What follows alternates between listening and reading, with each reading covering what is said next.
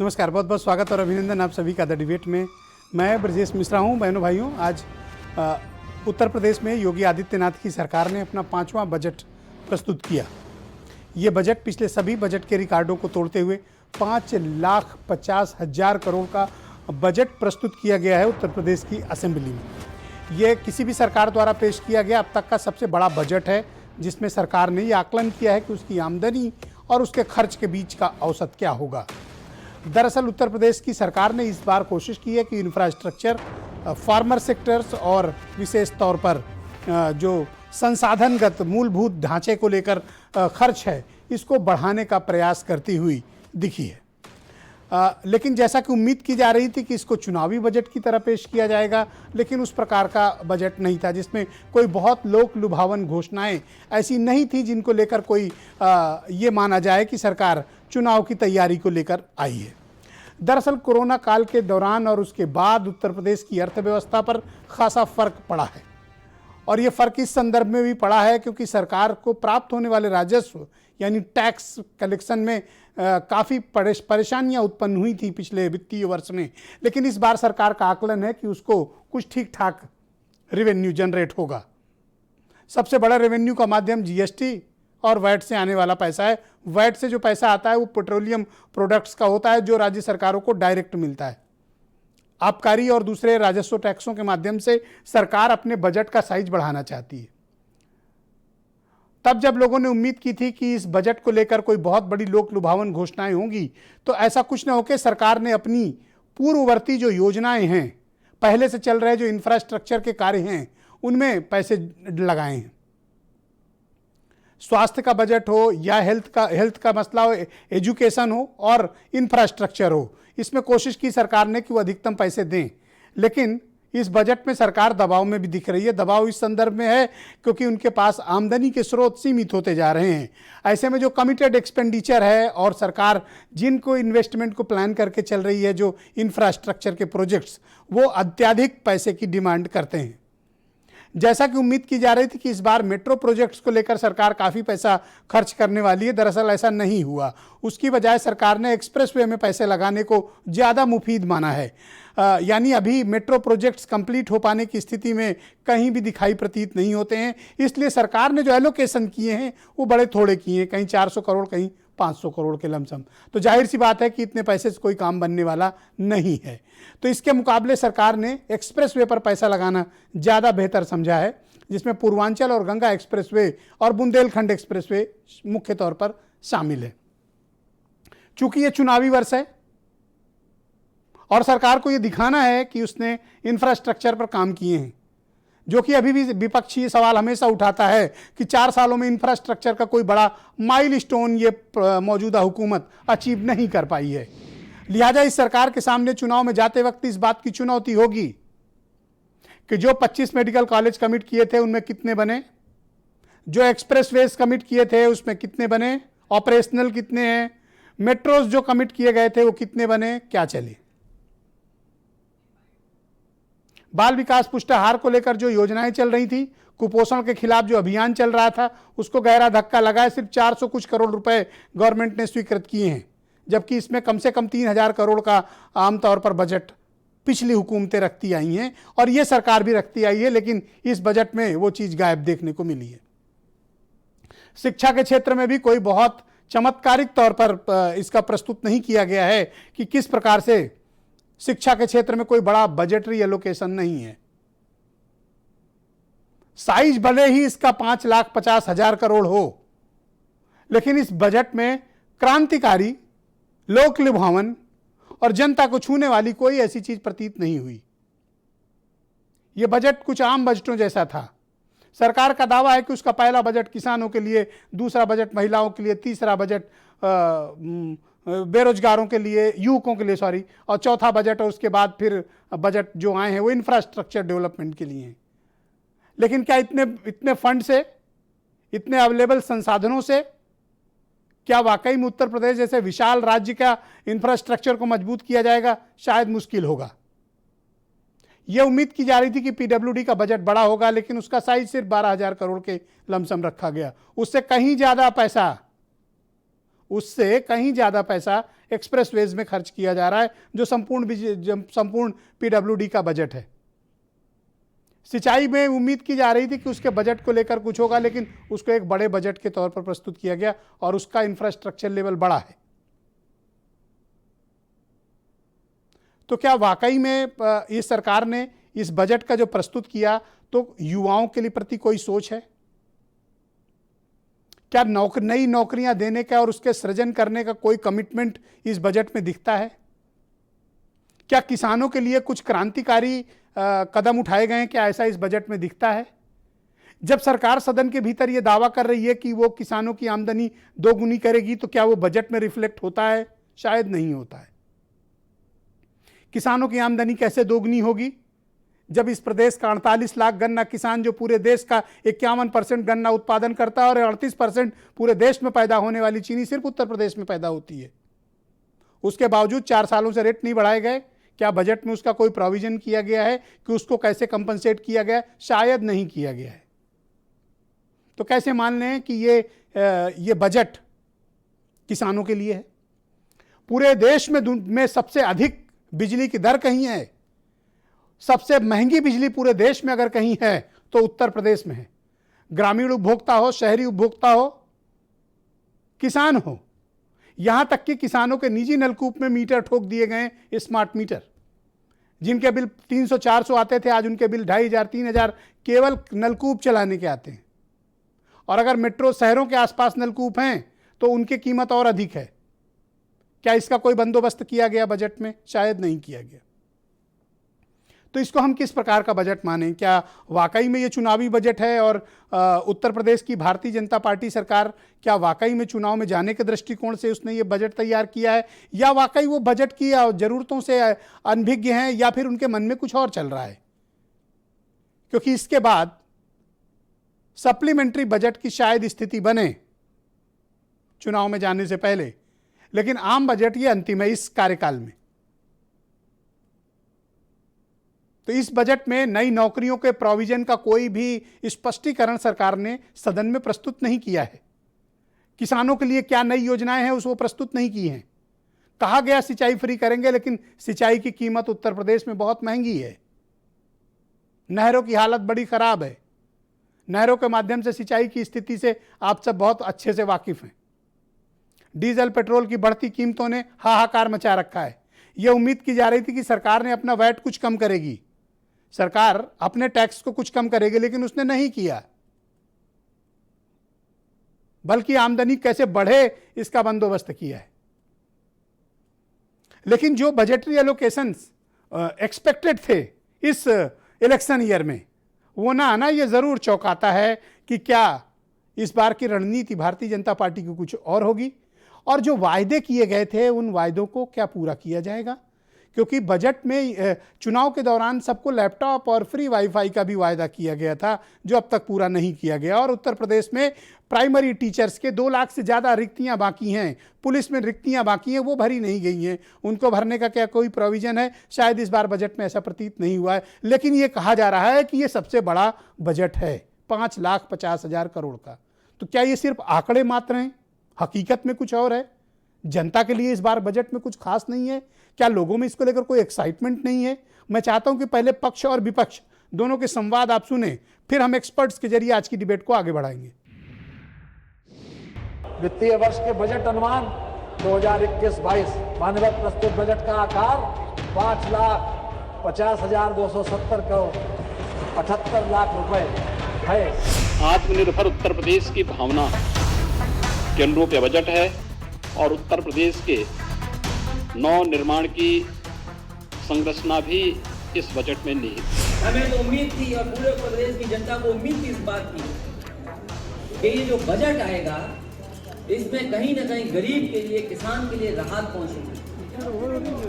लेकिन गरीब को वही मिला धोखा जो भारतीय जनता पार्टी पहले दिन से धोखा देती आई है। ये एक लफाजी का बजट है जिसमें रोजगार के लिए, शिक्षा के लिए, किसान के लिए कुछ भी नहीं। गन्ना किसानों का 10,000 करोड़ रुपए बकाया है। आप बजट में प्रावधान करते कि आप 10,000 करोड़ रुपए किसानों का बकाया देंगे, आपने 1 रुपए गन्ने का दाम नहीं बढ़ाया। नौजवानों के विश्वास के साथ विश्वासघात, और गरीब वंचित शोषितों के लिए कोई योजना लाने का काम नहीं किया। विकास से यह बजट कोसों दूर दिखा। किसान के लिए, बेरोजगार नौजवान के लिए, बुनकर के लिए, बच्चों के लिए, जो विद्यार्थी हैं उनके लिए इस बजट में कोई समावेश करने का काम नहीं किया गया है। तो विपक्ष अपने परंपरागत तरीके से भारतीय जनता पार्टी की सरकार पर हमलावर है कि ये लफाजी का बजट है, इस बजट में न किसान के लिए कुछ है न युवाओं के लिए कुछ है। सरकार कहती है क्रांतिकारी है और आत्मनिर्भर बजट है। अब बजट भी आत्मनिर्भर होते हैं, शायद ये मैं पहली बार ही सुन रहा हूँ। हो सकता है हमारे एक्सपर्ट लोगों को ये बात पहले से पता हो, तो बेहतर है कि इस डिबेट को आगे बढ़ाते हैं। मेरे साथ अमित पुरी भारतीय जनता पार्टी से हैं, उमाशंकर पांडे कांग्रेस से हैं, सिद्धार्थ कलहंस बिजनेस स्टैंडर्ड के ब्यूरो चीफ हैं और आमतौर पर मेरे साथ होने वाली हर बजट पर चर्चा का हिस्सा होते हैं। दिगंबर सिंह भारतीय किसान यूनियन के प्रवक्ता हैं।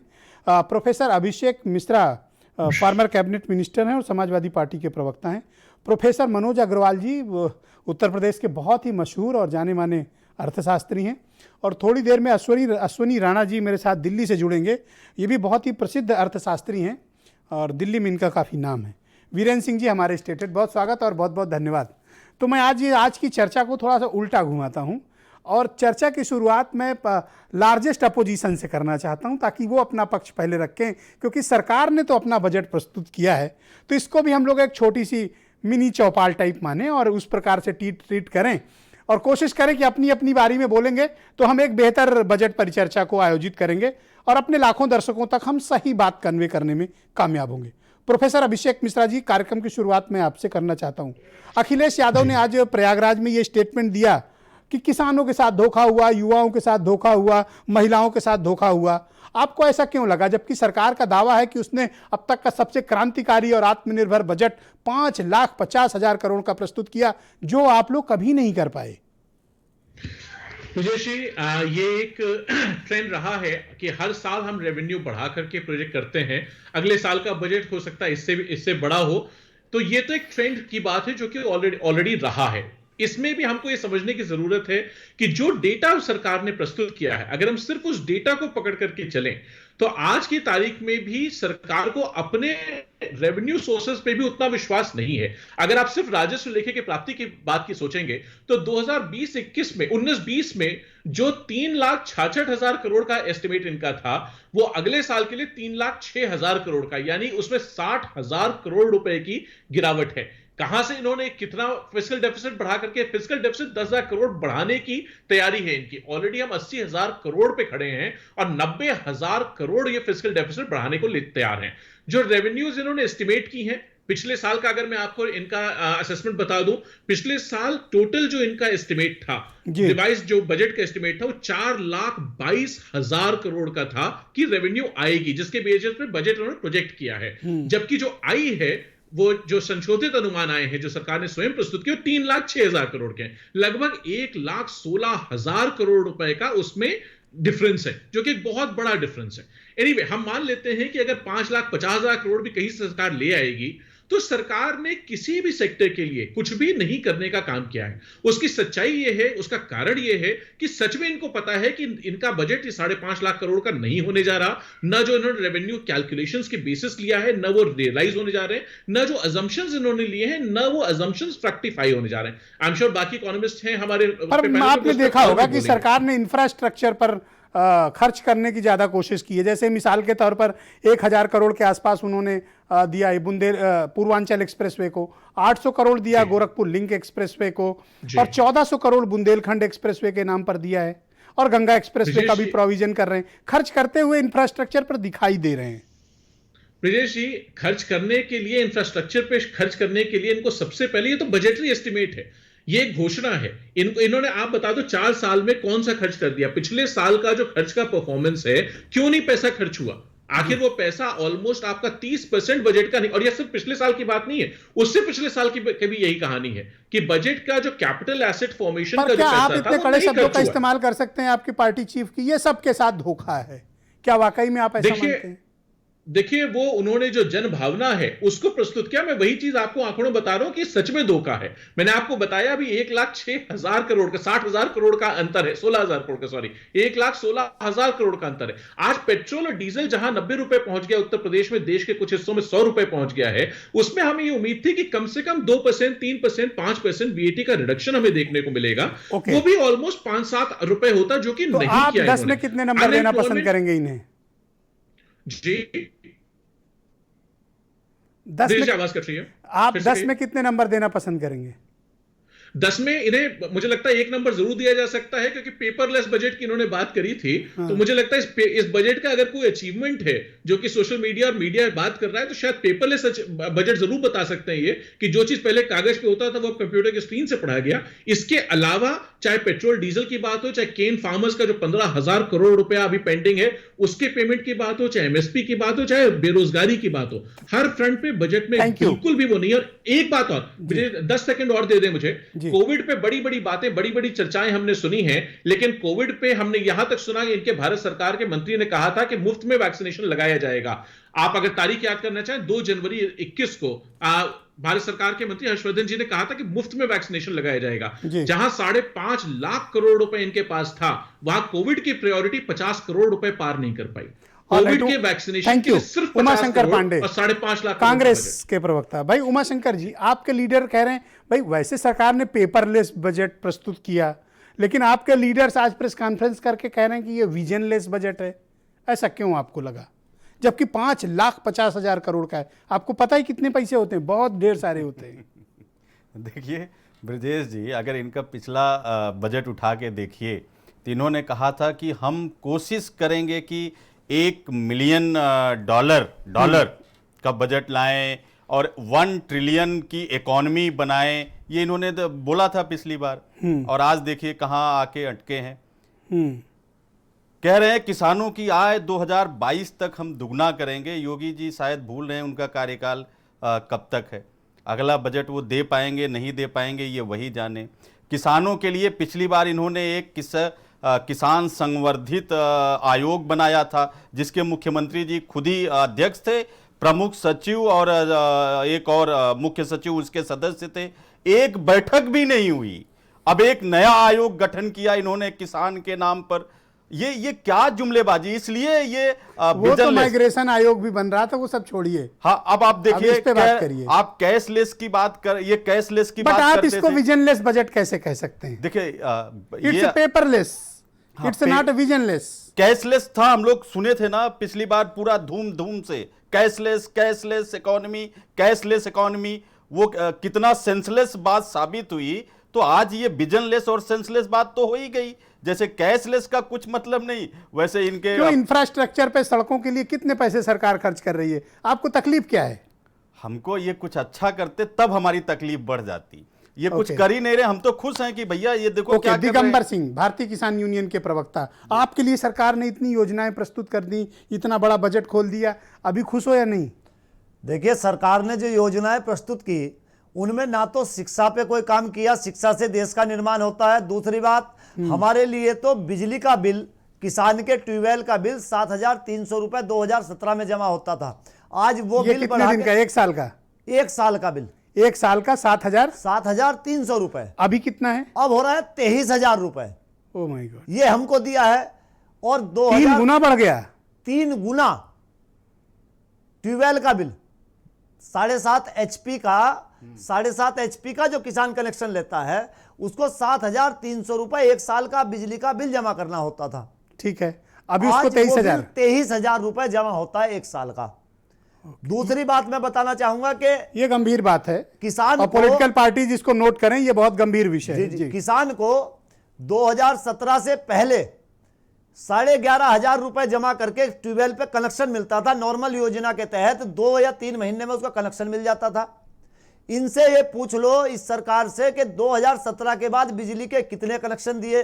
आज वो कनेक्शन 1.5 लाख रुपए में मिल रहा है, जो कनेक्शन 11,500 रुपए में मिलता था। निजी ट्यूबवेल का कनेक्शन 1.5 लाख में? निजी ट्यूबवेल का कनेक्शन 1.5 लाख रुपए में। यदि तो कौन किसान भाई ले पाएगा? नहीं, यही स्थिति है। यदि किसी किसान को 2 पोल का कनेक्शन लेना है, मात्र उसकी दूरी 100 मीटर हो, तो उसका 1.5 लाख रुपए खर्च होता है। ये स्थिति है। जिस सिंचाई की नहरों की ये तो बात बहुत ही चिंताजनक बात है और इस पर चिंता प्रकट की जानी चाहिए। बिजली की ये स्थिति है और गन्ने के भुगतान की, और उसकी स्थिति आप सारे सब लोग जानते हो। कहाँ किस गन्ने के पैसे मिल रहे हैं आपको? हाँ बिल्कुल नगद मिल रहा है। पूरा देश जो है अब, नहीं मजाक की विषय नहीं, नहीं, मैं इसीलिए बता रहा हूं ब्रजेश जी कि प्रधानमंत्री जी का ड्रीम प्रोजेक्ट है अपना कि भाई कैशलेस इंडिया, तो उसी के तहत किसान को भुगतान मिल रहा है। गन्ना डाल रहा है वो, और उसको पैसे का आता पता नहीं है। उत्तर प्रदेश के अंदर अभी भी बजाज की जो शुगर मिलें हैं, गत वर्ष का भुगतान भी उन शुगर मिलों पे है। नहीं किया उन्होंने? नहीं किया। तो चालू पेराई सत्र का भी नहीं हुआ होगा? 10,000 करोड़ रुपए से ज्यादा का भुगतान चालू, और ये चालू पेराई सत्र में कितना बकाया हो गया? 10,000 करोड़ रुपए से अधिक है। ओहो, ये पेमेंट नहीं हुआ। ये पेमेंट की स्थिति तो है। क्या सरकार की इन योजनाओं से जो आज घोषित किया है, आप लोगों में कोई खुशी है? देखिए मैंने तो बताया, हमको तो कुछ दिखा नहीं बजट में। किसान के लिए, गरीब के लिए कुछ है इन्होंने दिया। सड़कों के लिए अच्छी बात है भाई, विकास होना चाहिए, लेकिन किसान के लिए, गरीब के लिए क्या 10 दिया? में कितने नंबर दोगे इस बजट को? हम तो अपने हिसाब से साहब 0 ही देंगे, हम तो 1 नंबर भी नहीं देते। आप प्रोफेसर साहब से भी ज्यादा कंजूस व्यक्ति निकले। नहीं, हम कंजूस नहीं ब्रजेश जी, कंजूस नहीं है। किसान के लिए कुछ दिया ही नहीं भाई, किसान के लिए। पर आपकी बातों से मैंने 2 पॉइंट निकाले जिन पर चिंता प्रकट की जानी चाहिए। एक, पहले किसान भाइयों को 7300 रुपया जमा करके साल भर निजी ट्यूबवेल 7.5 HP का चला सकते थे। वो बिल अब 23,000 रुपए का आता है। पहले निजी ट्यूबवेल का कनेक्शन 11,000 में मिलता था 2017 के पहले, 11,500 रुपए में, 11,500 में, वो अब 1.5 लाख रुपए में। जी जी, ये तो मतलब बहुत ही चौंकाने वाली बात है। और लाइट में प्रोफेसर मनोज अग्रवाल जी के पास चलता हूँ, बहुत ही जाने माने अर्थशास्त्री हैं। सर, मुझे लगता है कि ये उत्तर प्रदेश के इतिहास का सबसे बड़े साइज का बजट होगा। इस बजट में क्या विशेषता आपने महसूस की? पहला प्रश्न, क्या खास एलोकेशंस किए गए हैं? किन चीज़ों पर सरकार ने ज़्यादा ध्यान दिया है और वो कौन से सेक्टर्स हैं जो अनदेखे रह गए? देखिए ब्रजेश जी, जहाँ तक सबसे बड़ा बजट की बात है, मैं मानता हूँ 5.5 लाख करोड़ का बजट है, लेकिन हर अगला बजट पहले बजट से अधिक होता है। हाँ, इसका सिग्निफिकेंस इस बजट में इसलिए ज़्यादा है कि कोरोना की वजह से बहुत से लोगों के अंदर एक निराशावाद की बात थी कि शायद सरकार उतना बड़ा बजट न रख पाए जितना पिछले वर्ष था, यानी कि वर्तमान चालू वर्ष में है, आगे के बजट में न रखा जा सके। लेकिन 7% बजट बढ़ा करके काम किया है, और ये संभव इसलिए हो पाया कि FRBM एक्ट में थोड़ी छूट दी गई है, नंबर 1। दूसरा, बारोइंग कैपेसिटी 3% से बढ़ाकर 3.5% किया गया है, तो इसलिए किया गया है।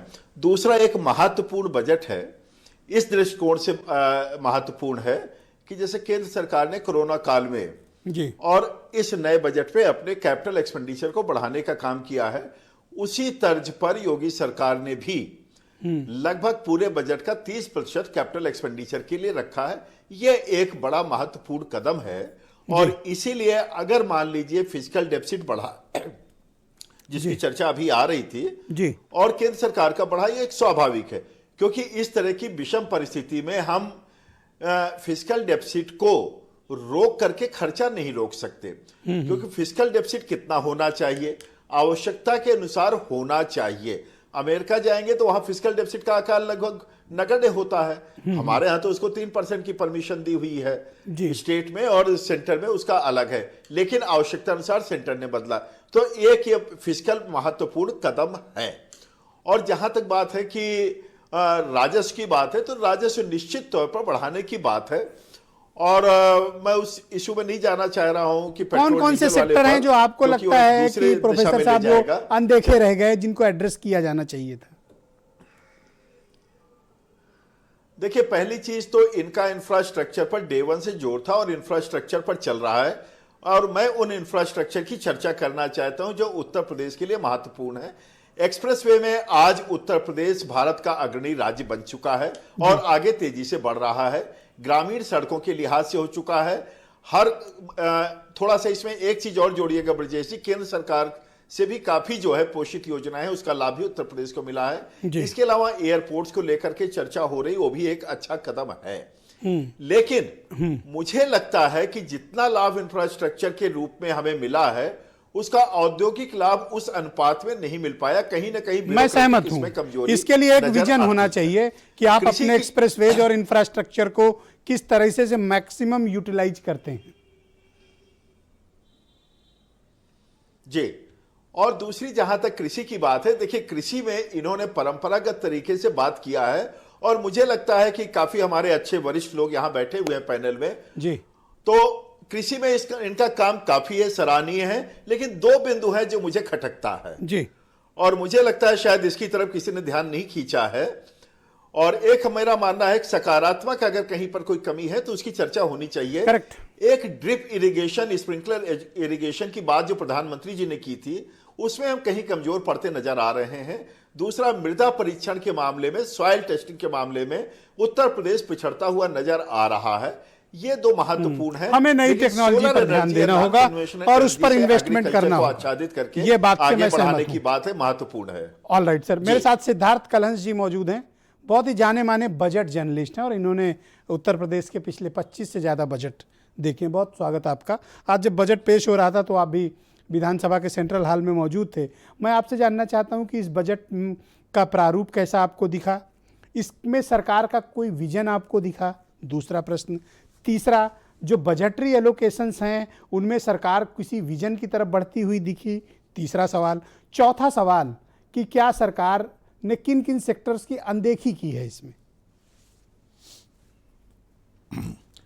ब्रजेश जी, 3 बजट में इस्तेमाल होने वाले शब्दों पर थोड़ा सा ध्यान दे दीजिए। एक बजटरी एस्टिमेट, दूसरा रिवाइज एस्टिमेट, तीसरा एक्चुअल एक्सपेंडिचर। अगर आप इन तीनों चीज़ों को देखेंगे, अभिषेक मिश्रा जी ने बिल्कुल सही वहाँ से बात शुरू की थी कि अगर आप बजटरी एस्टिमेट को देखें, रिवाइज एस्टिमेट को देखें और थोड़ा सा पहले से अगर निगाह डालते रहें कि एक्चुअल एक्सपेंडिचर क्या है, अगर इन तीनों को देखेंगे तो ऐसा लगता है कि सरकार ने पिछले अनुभवों से सीख नहीं ली है और इस बार फिर से एक बार वो लक्ष्य रख दिए हैं कि जिनसे पहले वाले लक्ष्य जो कोरोना काल से पहले के थे उसके आसपास भी कहीं फटकते नहीं नज़र आ रहे हैं। आपने GST and VAT 1,04,000 crore, excise revenue 41,500 crore, stamp and registration का रेवेन्यू, इसके बाद केंद्र के से मिलने वाले हमारे राज्यांश के को लेकर एक डिबेट हम लोग आपके यहाँ कर चुके हैं, जब बड़ी बहस छिड़ी थी कि हमारी हिस्सेदारी जो है अब केंद्र राज्यों के हिस्से नहीं दे रहा है, केंद्र के पास वसूली कम है। वो तो अधिकांश राज्य इस समय अपना दुखड़ा रो ही रहे हैं। अब इन सब चीज़ों को देखते हुए ऐसे में अगर आप व्यवहारिकता से कहीं परे जाकर अगर आप केवल साल दर साल कागज़ उठाते हैं और आप देखते हैं कि पिछले साल इतना था, इस बार इतना कर देते हैं, जिस तरह आप बजट के साइज़ की बात कर रहे हैं और सभी इस बात को मनोज अग्रवाल जी भी मान रहे हैं कि हर बार बजट का साइज़ तो बढ़ना ही बढ़ना है। अभिषेक जी की सरकार में सिर्फ आंकड़ों की बाजीगरी है वाकई में, या वाकई में सरकार गंभीर है? बिल्कुल अभिषेक जी की सरकार में 12% करीब हमारा इंक्रीज होता था। अब हम चूंकि साइज बड़ा हो गया 7% के आसपास, पिछली बार भी 7% था, इस बार भी 7% के आसपास हमारे बजट का आकार बढ़ा है। अब आप आ जाइए एलोकेशंस के ऊपर। एक्सप्रेस वे के एलोकेशंस की बात हो रही है। आप ये बताएं, एक्सप्रेस वे जो बन रहा है ईपीसी मोड में बन रहा है, इस एक्सप्रेस वे के लिए हमने अलग अलग बैंकों के कंसोर्शियम से लोन ले रखा है। ये एक्सप्रेस वे अगर तय समय सीमा पर पूरे नहीं होते हैं तो उसके बाद हमारे ऊपर उसका कितना बोझ आता है। तो जाहिर सी बात है कि ये एलोकेशन तो आपकी मजबूरी भी है और आपकी बाध्यता भी है कि इस एलोकेशन को आपको करना ही करना है। क्या कारण है कि 4 साल में मेट्रो की बात आपने बिल्कुल सही उठाई, कर पाए? आपने मेट्रो की बात बिल्कुल सही उठाई और आपने अपने डिबेट की शुरुआत में जो आपने इंट्रोडक्शन जो आपने दिया है, जहाँ जहाँ आपने शायद लगाया है, शायद को हटा दीजिए, हर जगह नहीं का जो है वो जुमला पूरी तरह से फिट बैठता है। मेट्रो की बात की, लखनऊ का मेट्रो नहीं, शायद मैंने वर्ड इसलिए इस्तेमाल किया सिद्धार्थ जी क्योंकि बजट की प्रति इस बार बड़ी सूक्ष्म रूप से मुहैया कराई गई। हम लोग को अमूमन बजट की बड़ी बड़ी पुस्तकें मिलती थी, हम लोग पढ़ते थे, तब डिबेट में बोलते थे। अब सूचनाएं नहीं मिल रही हैं तो विधानसभा का मामला है तो शायद वर्ड लगाना ही पड़ता है। लखनऊ का मेट्रो जब तक नहीं वायबल, तब तक वायबल नहीं हो सकता है जब तक आप इसको चारों कोनों से नहीं जोड़ते हैं। एक सिरे से मेट्रो जुड़ा है, आज भी वही है, उस मेट्रो के लिए आप एक भी पैसा नहीं एलोकेट करते हैं। बाकी जगहों के लिए आपने, चूंकि आगरा और कानपुर में जो चल रहा है, उस एक स्ट्रेच को पूरा करने के लिए कुछ जिन खास पैसों की नहीं, जरूरत- 400 करोड़ के जी, लमसम प्रोवाइड कराएं और उतना ही उससे किया है। तो सिविल वर्क भी पूरे नहीं हो जी, पाए। वो मरते हुए व्यक्ति को ग्लूकोज देने का काम हुआ है उस मेट्रो परियोजना के साथ। ये मेट्रो तब तक वायबल नहीं हो सकती है जब तक उस प्रोजेक्ट को समग्रता में पूरा नहीं करने का प्रयास होता पर है। क्या आपको इस बजट में सिर्फ निराशा ही दिख रही है और कोई अच्छी बात नहीं सर, दिख रही? इससे ज़्यादा बेहतर हम लोग पिछले बजट पे जब चर्चा कर रहे थे तो हमको कम से कम कुछ आशा की किरण दिखती थी। हमारे बगल में किसान भाई बैठे हुए हैं, बता चुके हैं। जी। इनके जैसी ही बिजली की समस्या बुनकरों की है, जिसको लेकर एक वाक्य जो है इस पूरे उसमें कहा गया है। ये कहीं नहीं कहा गया है कि बुनकरों की जो पुराने तरीके से बिजली का बिल लिए जाने की मांग थी, उस मांग पर क्या हुआ है। आप ओडीओपी सबसे एम्बिशियस प्रोजेक्ट है और जिसके चलते बड़ा कुछ होते हुए बताया जाता है, बड़ी ऐसा दावा किया जाता है। पिछली बार भी 250 करोड़ रुपए, इस बार भी 250 करोड़ रुपए। अगर वो प्रवासी मजदूरों से लेके बेरोजगारी को दूर करने में इतनी सफल साबित हो रही है तो क्या वो पिछली बार भी 250 करोड़, उससे पहले और इस बार भी हर बार क्या वो 250 करोड़ रुपए नेक्स्ट राउंड में आपसे बाकी होना इस पर चाहिए। फीडबैक लूंगा। एमएसएमई के ऊपर आपको याद होगा, एमएसएमई के ऊपर इतना Please बड़ा conclude दारोमदार करें। है, इतना बड़ा दारोमदार आपने रखा कि जितना आदमी लौटा है, हर आदमी अगर एक पर आई अप्रिशिएट की शायद इतनी बौद्धिक बहस बजट को लेकर दूसरी जगहों पे नहीं हो पा रही। आप सब अपने इनपुट रख रहे हैं, ये अप्रिशिएट करने वाली बात है। मेरे साथ अश्विनी राणा जी जुड़ चुके हैं दिल्ली से, बहुत ही जाने माने अर्थशास्त्री हैं। बहुत शुक्रिया आपका राणा साहब। आज आपने उत्तर प्रदेश का बजट देखा होगा, किसी भी राज्य की तुलना में ये सबसे बड़े साइज का बजट है। इसमें आपको क्या विशेषताएं दिखी, पहला प्रश्न। और दूसरा, किन सेक्टरों पर ज़्यादा फोकस हो सकता था जो नहीं हुआ, और तीसरा, कौन से ऐसे सेक्टर्स थे जिन्हें आपको लगता है कि वो इग्नोर कर दिए गए, जिनको ध्यान नहीं दिया गया? देखिए, मेरे पूर्व वक्ताओं ने, जो पैनलिस्ट हैं, उन्होंने अपने अपने विचार रखे हैं। सबके अपने विचार हो सकते हैं। जैसे आपने कहा कि बजट का साइज़ बड़ा है, वो हर साल बजट का साइज़ निश्चित रूप से बड़ा होता है। प्रदेश बड़ा है, प्रदेश की एक्सपेक्टेशंस बहुत हैं, हर वर्ग की कुछ ना कुछ एक्सपेक्टेशन रहती है। लेकिन हम देखें कि जैसे इस सरकार ने बोरोविंग कर और थोड़ा सा अपना प्रोविजंस को बढ़ाया है, उसके साधन भी सीमित हैं, उसके बाद भी इंफ्रास्ट्रक्चर को सबसे ज़्यादा अहमियत दी गई है। और प्रदेश में आज इंफ्रास्ट्रक्चर को अहमियत दी गई, मतलब इसके मतलब कि इतने सालों से प्रदेश में इंफ्रास्ट्रक्चर के ऊपर जोर नहीं था। इंफ्रास्ट्रक्चर से ही सारा कुछ जुड़ा है जी। प्रदेश का विकास हो, उद्योगों का विकास हो, टूरिज्म का विकास हो, यानी टूरिज्म का जो इनपुट जो उत्तर प्रदेश में आने वाला है, चाहे वो अयोध्या के कारण हो या बाकी के कारण हो, वो इन सड़कों के कारण, इन इंफ्रास्ट्रक्चर के कारण बहुत ही उसका लाभ दूरगामी होने वाला है। हम सोचें कि इस साल बजट में कुछ प्रोविज़न किया है तो इमीडिएटली उसका कुछ रिटर्न जो है शुरू हो जाए, वैसा नहीं होता। एयरपोर्ट, सबसे बड़ा एयरपोर्ट बनाने की बात है, उसके लिए प्रोविज़न किया गया है, उसको एक्सपेंड करने का प्रोविज़न किया गया है। यानी इंफ्रास्ट्रक्चर के द्वारा प्रदेश के अंदर रोजगार मुहैया कराने के लिए और टूरिज्म को बढ़ावा देने के लिए एक जो सोचा गया है, क्या है कि हर साल सरकार का एक अलग एजेंडा रहता है। मुझे लगता है कि इस बार सरकार का इंफ्रास्ट्रक्चर के ऊपर जोर रहा है, जिसका लाभ निश्चित रूप से प्रदेश को आने वाले समय में मिलेगा, चाहे वो टूरिज्म के माध्यम से हो या उद्योगों के माध्यम से हो। और किसानों को भी उसका लाभ होगा कि अगर कहीं सड़क अच्छी बनती है तो अपने जी। Alright sir, Bharatiya Janata party के प्रवक्ता अमित पुरी जी भी मेरे साथ जुड़ चुके हैं। मैंने इनको अंतिम में इस राउंड में इसलिए रखा ताकि ये सब की बात सुनने के बाद अपने जवाब दे पाएं, और इनको आज काफ़ी ज़्यादा इनपुट मिल चुके हैं। पुरी साहब, विपक्ष का आरोप है और विशेषज्ञों में भी अधिकांश का मत है कि ये बजट में कोई खास विजन नहीं है। इस बजट में आपने कोई बड़े क्रांतिकारी वायदे नहीं किए हैं, ना आपने कोई ऐसे एलोकेशंस किए हैं। आप मुझे बताइए कि इस बजट को हम अच्छा क्यों कहें। 4 कारण आप बताइए कि इस बजट को हम अच्छा कहें। ठीक है, मैंने सभी को सुना, कुछ ने अपनी चिंताओं को रेखांकित किया और कुछ जो रिहॉट्रिक पॉलिटिकल होता है कि विपक्ष में रहने पर हर बजट बेस्वाद, पुरानी बोतल में नई शराब पुरानी बोतल में, आदि आदि उपमाओं से अलंकृत करते हुए लोग अपनी बात रखते हैं। लेकिन मुझे लगता है कि इस बजट में अगर हम युवाओं, शिक्षा, स्वास्थ्य, पेयजल, आवास, इन सारे विषयों को भी रखते हुए देखें तो एक बात मैं जरूर कह सकता हूं, ये वो बजट है जिसने पानी, जवानी और किसानी को एड्रेस करने का इशू किया। आपने एक चर्चा की, मैं आपको काट नहीं रहा हूं, बाकी एलोकेशंस की बात नहीं कर रहा कि कहा गया पुष्टाहार कार्यक्रम के लिए केवल 400 करोड़ रुपया जी, लेकिन पुष्टाहार कार्यक्रम के लिए 4094 करोड़ और राष्ट्रीय पुष्टाहार के अभियान के लिए 415 करोड़ का है। तो मैं फिगर्स के आधार पे कह रहा हूं। मेरे सामने आखिरी बजट रखा है 16-17 का, जब समाजवादी पार्टी की सरकार हुआ करती थी और श्री अभिषेक मिश्रा जी जो हमारे मित्र भी हैं, पुरानी है जी, नहीं मैं बता रहा हूं, हमारे मित्र भी हैं, सहयोगी भी हैं जी। गन्ना किसानों के बकाया भुगतान के लिए, ये मैं नहीं कह रहा हूं, ये राज्य सूचना विभाग ने प्रकाशित किया था, जिसके संप्रति उस समय मंत्री हुआ करते थे। किसानों के बकाया गन्ना भुगतान के लिए 1336 करोड़ रुपया कुल प्रावधानित किया गया था।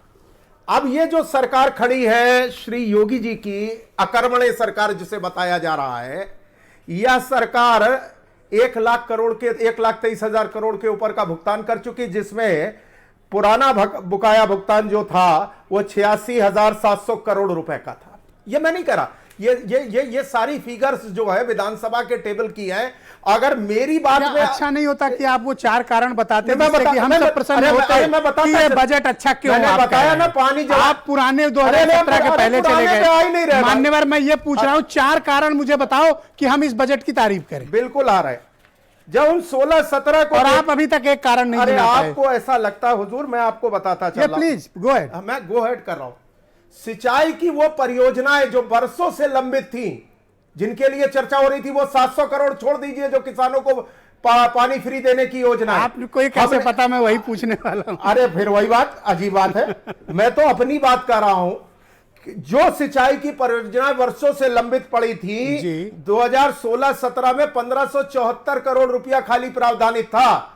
आज इससे बड़ी एक एक परियोजना के लिए, केन बेतवा की परियोजना हो, सरजू की परियोजना हो, हर परियोजना के लिए अलग अलग जा सकता हूं, डिटेलिंग मेरे पास, सबके लिए एलोकेशन इससे कहीं एक एक के ज्यादा है, जो उस समय पूरे स्टेट के बजट के लिए ज्यादा थे। मैं आपको इंटरप्ट कर सकता हूं? एक मिनट, एक बात और कह दूं भाई, एक बात और कह दूं। श्री अभिषेक जी के राजनीतिक रूप से सहयोगी और नेता सैनिक स्कूल के पढ़े हैं, यहां से बाहर पढ़े इस स्टेट के। आज इस बजट के अंदर सैनिक स्कूल के जो संकट थे उनको प्रावधानित करने के लिए बजट में किया गया। अगर उस समय उत्तर प्रदेश में इतने अच्छे सैनिक स्कूल रहे होते तो श्रीमान अखिलेश जी उत्तर प्रदेश के बाहर के सैनिक स्कूल 2 मिनट बीत गया और आप 4 कारण नहीं बता पाए। 400 कारण है। आम जनता के लिए क्या है? अरे 2 मिनट बीत गया, लेकिन आप अभी भी समाजवादी पार्टी में फंसे हुए हैं। आप 2017 के पहले की बात कर रहे हैं, आप अभी अपना वर्तमान पर बात ही नहीं करना चाहते हैं। अरे वर्तमान, अरे उन्होंने गलत किया, जनता ने उनको बेदखल किया, आप भी उसी रास्ते पर जा रहे हो क्या? ओके, हाईवे से लेकर एयरपोर्ट से लेकर के आपने मेडिकल कॉलेजेस की चर्चा की, 13 मेडिकल कॉलेजेस चालू होने की दिशा में और 8 के अंदर फाइनेंसिंग की स्थिति। अब भाई जोड़ते चलो, मैं तो एक एक विषय गिनाता चल रहा हूं। भाई साहब, मैं ये कहना चाहता हूं कि आपने 4 साल हो गया, एक भी मेडिकल कॉलेज ऑपरेशनल नहीं कर पाए, ये मेरे लिए तकलीफ। 13 मेडिकल कॉलेजेस 4 साल हो गए, पूर्वांचल एक्सप्रेस में चला नहीं पाए, ये मेरा चिंता का प्रश्न है, क्योंकि मेरे टैक्स की कमाई से आप बैंक में ब्याज भर रहे हो।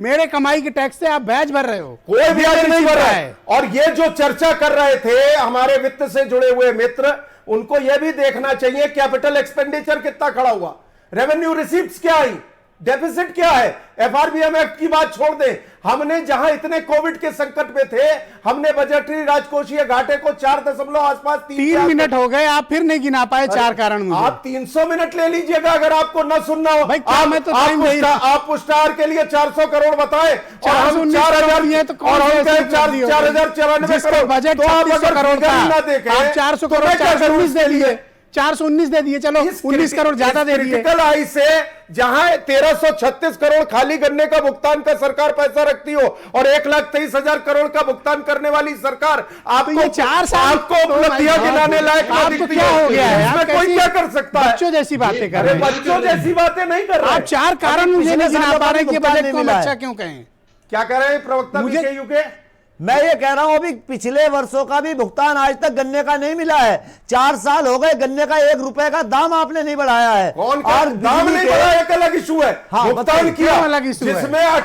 जिसमें 18 कलेक्टर रिकवरी के लिए समाजवादी पार्टी की सरकार, वो सरकार इस विषय की गंभीरता को कम न करें। 1,23,000 करोड़ का भुगतान हुआ, 1,23,000 करोड़ का भुगतान हुआ, वो सरकार निकम्मी नजर आती है। तो हुजूर आपकी निगाह को सलाम है अगर आप नहीं देखना चाहते, लेकिन आवाम देख रही है। हाँ। ये पब्लिक है, सब जानती है। अच्छा, इस बजट में क्या ऐसी खास बात है कि हम सब यहां पर आपको 10 में 10 दें? हम चाहते हैं कि हम आपको 10 में 10 दें, आप मुझे कारण बताएं।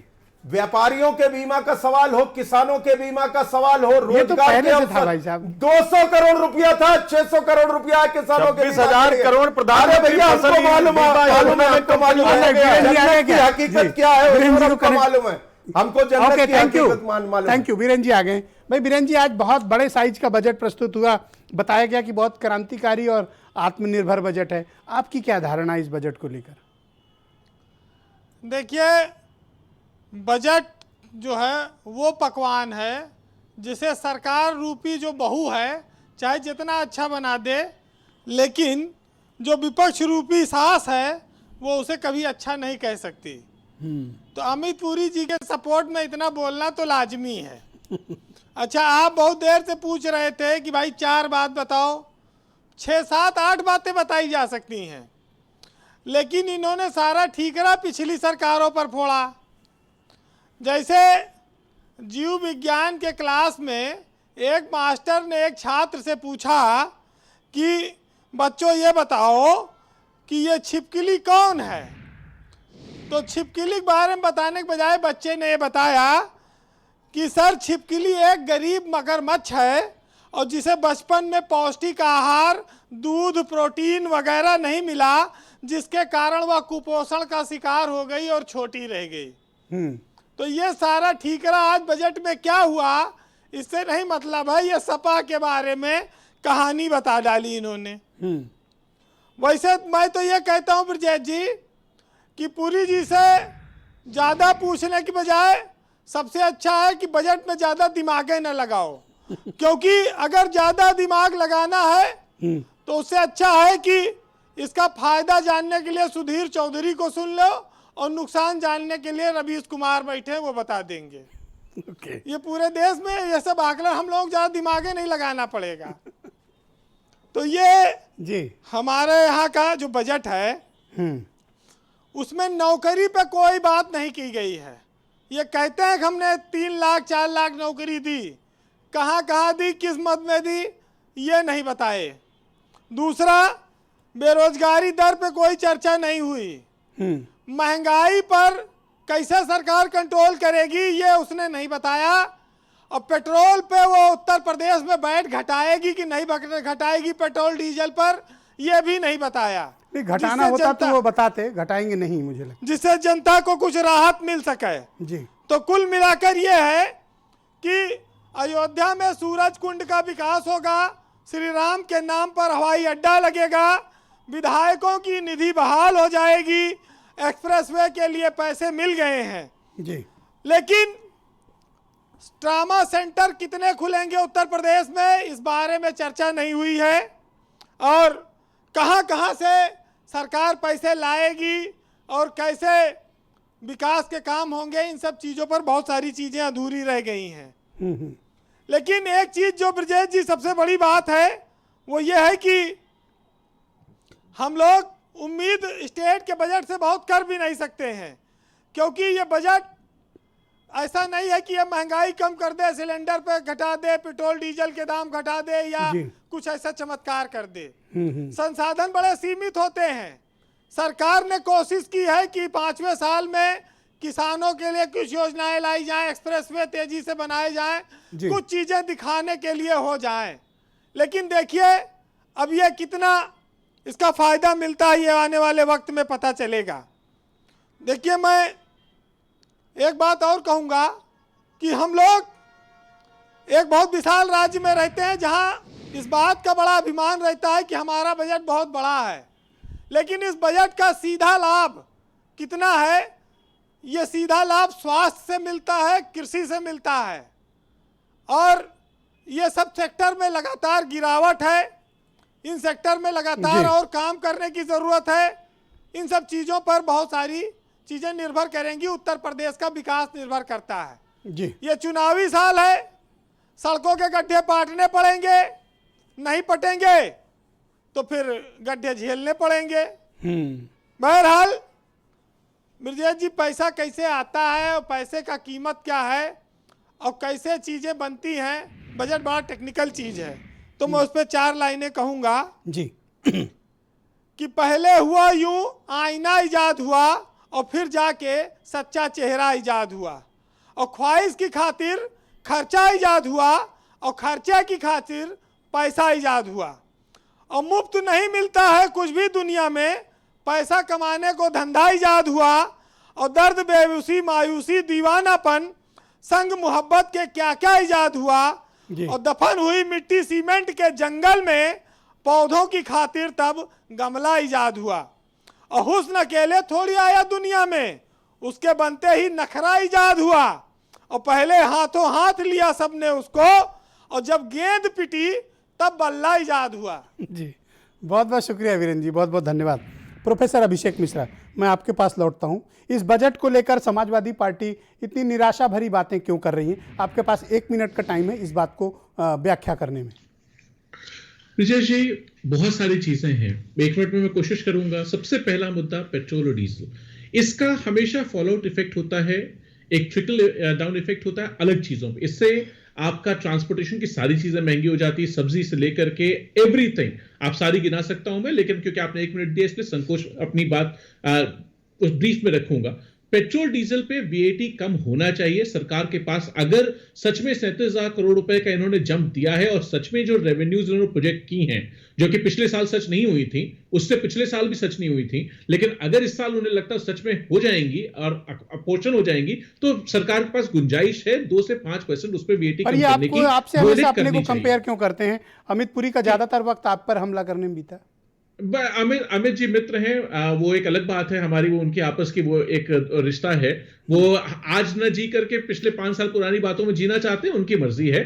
आने वाला वक्त जो है सामने है, मैं उस पर मेरा 1 मिनट उस पर मत लीजिए ब्रजेश जी। दूसरा, केन फार्मर्स पे आज उत्तर प्रदेश में लगभग 10,000 करोड़ रुपए का बकाया है। अभी इन्होंने जो बात करी, आप देखिए कितनी खूबसूरती से भारतीय जनता पार्टी वाले दोनों चीजों में अंतर करते हैं। एक तरफ ये 1 लाख कुछ हजार करोड़ गिना रहे थे, जो कि भारतीय जनता पार्टी की सरकार पे कर चुकी है। ये भारतीय जनता पार्टी सरकार ने पे नहीं किया। मुझे ये बता दे किस साल का कितना बजटरी एलोकेशन था गन्ना किसान को, उसको जोड़ दें। मेरा चैलेंज है, ओपन चैलेंज है पूरे देश के सामने, कि ये भारतीय जनता पार्टी सरकार ने बजट के माध्यम से नहीं प्रस्तुत किया। और जो हमारी गिनती गिनाई उन्होंने बजट की गिनती गिना दी। तो ये आंकड़ों की जो कंपेरेबिलिटी है, this is comparing apples with pairs, जो कि कभी नहीं करना चाहिए लोग, क्योंकि हो सकता है उन्हें ऐसा लगता है हम लोग नहीं पकड़ेंगे। 10 सेकंड बचे हैं आपके पास। जी, इसी तरह एमएसपी पे हम कामना चाहते थे कि कुछ ना कुछ कहीं ना कहीं किसानों की आय बढ़ाने पे बात आए। आपने देखा किस तरीके से, आज की रिपोर्ट बता रहा हूं, 30 रुपए पे आलू का बीज बिका है और आज 5 रुपए किलो आलू बिक रहा है। तो किस तरह किसान का घर चलाएगा, किस तरह उमाशंकर पांडे, आप 1 मिनट में बताइए कि आप इसको विजनलेस क्यों कह रहे हैं? जी बिल्कुल, देखिए मैं शुरुआत सिर्फ किसानों से करूंगा। इन्होंने कहा है कि हम 2022 तक किसानों की आय दुगनी कर देंगे, लेकिन किसानों की लागत को आप देखिए कि किस तरीके से कई गुना ज़्यादा बढ़ाने का काम सरकार ने किया है। चाहे कीटनाशक की बात हो, खाद की बात हो, डीजल की बात हो, बिजली की बात हो और कृषि से जुड़े हुए उपकरणों की बात हो, सबकी लागत पिछले 4 सालों में बेतहाशा बढ़ाई गई है।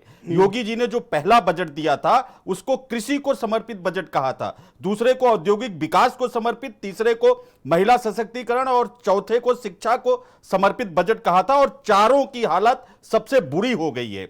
किसानों की हालत हम सब देख रहे हैं, औद्योगिकीकरण। प्रोफेसर मनोज अग्रवाल जी, दो अभी पूरा नहीं हुआ ब्रजेश जी, दो इन्वेस्टर समिट इन्होंने किए, अरबों रुपए फूंक दिए और उद्योग के नाम पर एक ईंट नहीं बैठा। शिक्षा के नाम पर आप देखिए जितनी भी भर्तियां हैं, इवन दैट यूपीएससी की 24 मनोज अग्रवाल 22 भर्तियां आपको 1 मिनट में सर और महिलाओं के लिए उत्तर प्रदेश में अत्याचार का सबसे बड़ा क्षेत्र बन गया है। पांडे जी इसलिए ये विजनलेस बजट है। Pandey ji please cooperate. Professor Manoj Agarwal ji, go ahead sir.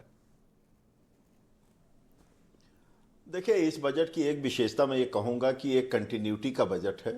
जो ये इंफ्रास्ट्रक्चर और बेसिक मॉडल को लेकर के चले थे उसमें आगे बढ़ते हुए नजर आ रहे हैं, और एक बिग पुश स्ट्रेटजी जो मोदी गवर्नमेंट की रही है उसको ये जो है फॉलो करते हुए नजर आ रहे हैं। इसीलिए मेरे ख्याल से उत्तर प्रदेश में काफ़ी चेंजेस आए हैं। दूसरा जो एक महत्वपूर्ण बात है, आप देखिए केंद्र सरकार की योजनाओं का भरपूर लाभ उत्तर प्रदेश ने लिया है, चाहे उज्ज्वला स्कीम हो, चाहे इन हाउस टॉयलेट्स हो, चाहे बिजली के कनेक्शन से सबको सैचुरेट करना हो, चाहे रूरल रोड्स हो, या फिर सबको आवास देने की बात है। हाँ, कुछ चीजें और मजबूत करने की आवश्यकता है। खास तौर पर जो इंफ्रास्ट्रक्चर डेवलप हुआ उसको रियल सेक्टर से कनेक्टिविटी और मजबूत करने की आवश्यकता है। कृषि क्षेत्र में नए प्रयोग और जैसे जैविक खेती को और बढ़ाने की आवश्यकता है, जो दीर्घकालीन रणनीति है। मुझे लगता है इस पर सभी पार्टियों को एक मिलकर के रणनीति बनानी चाहिए। और जहां तक बात है कि बजट का आकार बढ़ता है, लेकिन उसकी क्वालिटी क्या होती है बजट की, मेरे ख्याल से उस पर विचार करेंगे तो क्वालिटी रिलेटिवली अश्विनी राणा जी, इस बजट। अश्विनी राणा जी, धार्मिक पर्यटन को इस सरकार ने इस बार के बजटरी एलोकेशंस में काफी महत्वपूर्ण स्थान दिया है। इंफ्रास्ट्रक्चर पर भी काफी एलोकेशंस किए हैं। आपको लगता है कि ये किस विजन की तरफ सरकार इस बजट को लेकर जा रही है? बिल्कुल, जैसे मैंने पहले भी कहा और हमारे एक मित्र ने भी कहा कि हर साल का बजट एक विशेष वर्ग को समर्पित था, तो इस बार का जो बजट है वो इंफ्रास्ट्रक्चर को समर्पित है, और इंफ्रास्ट्रक्चर के साथ ही उद्योगों का विकास और पर्यटन और वो भी धार्मिक पर्यटन, तो उसमें बहुत कोई बुराई नहीं है बल्कि बहुत अच्छाई है। कारण क्या है कि उत्तर प्रदेश में धार्मिक पर्यटन की बहुत संभावनाएं हैं, लोग चाहते हैं वहां आना, लेकिन इंफ्रास्ट्रक्चर की कमी के कारण वो उतनी तादाद में नहीं आ सकते थे। चाहे देश के हों, विदेशों से भी आप जब देखेंगे कि इसका विकास हो जाएगा तो विदेशी पर्यटक भी यहाँ पर आएंगे, उसका जो शेयर है यानी जो इनकम है सरकार की वो बढ़ेगी, रोजगार के साधन बढ़ेंगे और देश का और इसका प्रदेश का विकास संभव हो पाएगा। जी, ऑलराइट। दिगंबर जी, आपको मैंने सुना, इस बजट को लेकर आप लोगों के किसान भाइयों के मन में इतनी निराशा का भाव क्यों है? 1 मिनट है आपके पास। जी ब्रजेश जी, देखिए हमको तो बार बार जो भी सरकारें आई सब सरकारों ने छला है, और इस आशा और उम्मीद के साथ इस सरकार को लेकर किसान आए कि ये सरकार किसानों के दुख दूर करने का काम करेगी।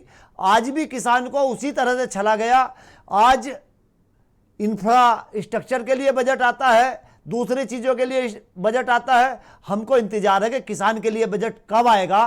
कौन सा पहला बजट ये बता रहे हैं किसान भाइयों के लिए ही था जी, पहला बजट किसान भाइयों के लिए ही था। हाँ, जब किसान भाइयों के लिए था तभी तो 7,300 रुपए से बिजली का बिल बढ़ा के 23,000 रुपए हुआ।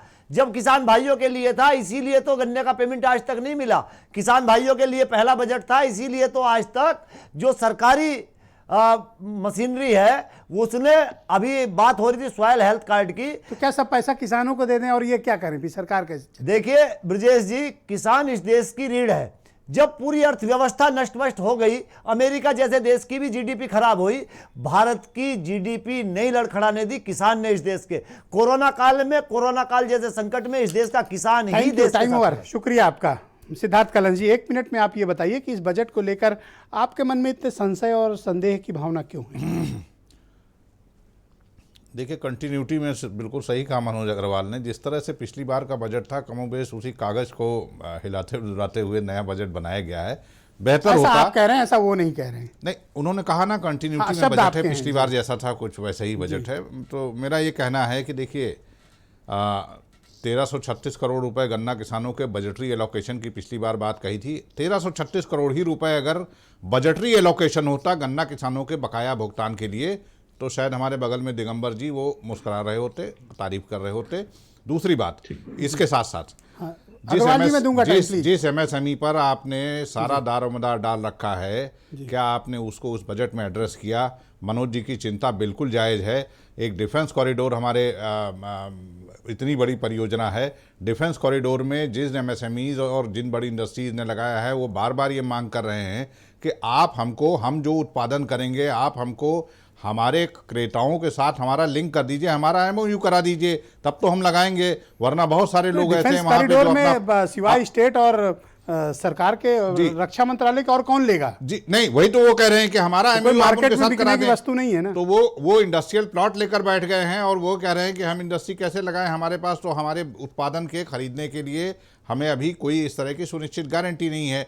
तो मेरा ये मानना है, इसके साथ आपने भारी तादाद में जो सरकारी रिक्तियां बाकी हैं, उन सरकारी रिक्तियों के बारे में कम से कम बजट में एक संकल्प आपका मतलब जॉब से है? जी, कम से कम एक संकल्प पेश कर दिया जाता। ये कुछ एक ऐसे चिंताएं हैं जिनको लेकर। ओके, अमित पुरी जी, ऐसा करने में आप नाकाम क्यों हैं? आप अगर जॉब्स हैं तो जॉब्स के लिए कमिट करिए। आपने बजट में उस हिस्से को क्यों छोड़ दिया? और जो चिंता अभी सिद्धार्थ जी ने प्रस्तुत की वो वाकई में वो गंभीर बात है। सिद्धार्थ जी की चर्चा पे आ जाते हैं। डिफेंस सेक्टर के अंदर एन नंबर ऑफ इंडस्ट्रीज को डीलिंग करके प्राइवेट सेक्टर के अंदर अब जॉब अपॉर्चुनिटीज क्रिएट करने के लिए केंद्र सरकार ने नोटिफाई किया इसी डिफेंस कॉरिडोर के एक सब्सिडरी स्टेप के ऊपर। अब हाथी को कौन कैसे देखता है ये उसका अपना व्यू है, किसी का मायोपिक व्यू भी हो सकता है, उसको भी सलाम, क्योंकि हर नजरिए का होता है एहतराम। सरकार ने युवाओं के लिए इसमें तमाम तरह की अभ्युदय से लेकर के और 100 करोड़ रुपए का एक मुख्यमंत्री का 20 करोड़ रुपया अभ्युदय पे खर्च करके कौन सा 100 करोड़ रुपया मुख्यमंत्री ने रोजगार किया है, 250 करोड़ 20 करोड़ रुपया 250 करोड़ ओडीओपी के लिए 75 जिले हैं, MSME 20 करोड़ में क्या हो जाएगा? प्रावधान किया। अब आपको अगर हर चीज के बीच में टोका टाकी लगती हो तो वो कोई अलग विषय है, उसके लिए मुझे कोई दिक्कत नहीं है। लेकिन आवाम को मालूम है कि इस बजट के अंदर एक एक चीज का प्रावधान किया गया। और अभी अभिषेक जी अपनी चर्चा अपने अंदाज में कर रहे थे, उनको अधिकार है वो चर्चा करने का, लेकिन बजटरी प्रोविजंस कहीं पर घटबड़ नहीं जाते, जो उनकी सरकार के थे वो रहेंगे।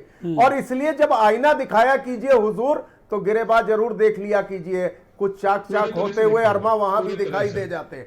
ऑल राइट, अब चूंकि आपने पर्सनल एलिगेशन किया है तो मैं प्रोफेसर अभिषेक मिश्रा को पर्सनली 20 सेकंड का टाइम देता हूं। 20 second. Thank you so much पूरी साहब, thank you. 20 second professor Abhishek Mishra. Amit ji ने बिल्कुल उसका जवाब नहीं दिया कि अपना इन्होंने 1,13,000 करोड़ गिना दिया। मैं फिर से चैलेंज कर रहा हूं, पूरे देश के सामने चैलेंज कर रहा हूं, बजट के अंदर प्रावधान पार्टी को चैलेंज कर रहा हूं। गन्ना विभाग की बजटरी डिमांड्स के अंदर बकायदा अल्फाज किया गया गन्ना पेमेंट के लिए। अगर पूरे गन्ना सेक्टर को 5 साल में इन्होंने प्रोफेसर मनोज अग्रवाल जी, सर 10 सेकंड सर, मेरे पास टाइम बिल्कुल बहुत ही कम बचा है। पूरा देश। Yes, professor Manoj Agarwal ji 10 second sir, final comment please. मैं ये कहना चाहता हूं जी, जरा सिद्धार्थ जी और अभिषेक जी ये चेक कर लें कि गन्ना भुगतान के लिए क्या बजटरी एलोकेशन होता है या जो फैक्ट्रियां करती हैं उसका केवल वर्णन किया जाता है बजट डॉक्यूमेंट्स में। जरा ये फैक्ट वेरीफाई कर ले। ऑलराइट, दो बजट में लगातार गन्ना के बकाया भुगतानों के लिए बजट में प्रावधान किया गया था। थैंक यू, बहुत बहुत शुक्रिया आप सभी महानुभावों का आज की इस बेहद दिलचस्प डिबेट में अपने अपने शानदार पक्ष रखकर उत्तर प्रदेश सरकार के इस कार्यकाल के अंतिम बजट के बारे में हम सब ने विस्तार पूर्वक चर्चा की। उम्मीद करता हूं कि आप सबको इस बजट की अच्छाइयां और खामियां दोनों समझने में आसानी हुई होगी। बहुत बहुत शुक्रिया, धन्यवाद, नमस्कार।